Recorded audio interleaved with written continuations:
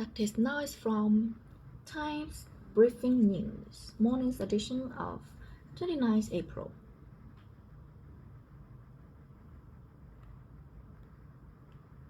This is the Times morning briefing for Monday, the 29th of April. It is reported that Hummus Yousaf is prepared to quit as Scotland's First Minister after coming to the conclusion that his position is no longer tenable.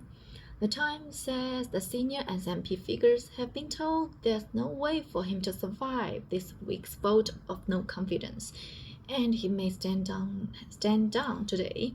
It comes as Mr. Yousaf struggles to put together a coalition of MSPs that would keep him in office after he sacked the Scottish Greens from government. The Herald's Jonas said his resignation is becoming increasingly likely sooner rather than later. I think the best thing for him is to resign because it's the only way that every single political party comes out without egg on their face. UK and Irish ministers are due to meet in London amid an escalating row over migrants travelling from the UK to Ireland. The UK is rejecting the Irish government's plans to return asylum seekers who entered the Republic from Northern Ireland. Sources in Westminster suggest Britain wouldn't take back any migrants until the EU accepts those crossing the Channel can be returned to France. Rishi Sunak is bracing himself for one of the toughest weeks for his premiership. A group of unsettled Conservative MPs have drawn up what's being described as a policy blitz for a potential successor, with the party expected to suffer heavy losses in Thursday's local elections. Mr. Sunak has refused to roll out a July general election in a bid to avert a leadership battle. Stephen Swinford is the Times political editor. So a lot hangs on this week. If I was to bet, I would say he will probably survive.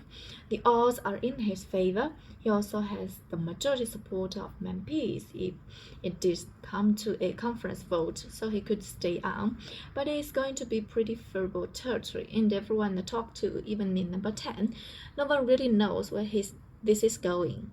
The U.S. Secretary of State is in the Middle East this week for more talks aimed at securing a ceasefire in Qatar, which has been mediating between Israel and Hamas, has urged both sides to show more commitment and more seriousness. Joe Biden has once again warned Israel Prime Minister Benjamin Netanyahu not to attack the Palestinian city of Rafah in the southern Gaza Strip. Reuters White House correspondent Jeff Mason is expecting development. It suggests that A, they're in touch, and B, that there's something imminent, and the imminent something could be both incursion into Rafah, or it could be progress on a deal between Hamas and Israel and their allies with regard to a hostage exchange. Campaigners and famous faces are expecting outside Parliament later ahead of a debate on assisted dying. So after a petition backed by Dame Esther Ransom was signed by more than 200,000 people, those who oppose a change in the law said vulnerable people could be pressured into ending their lives. And this is all of the practice.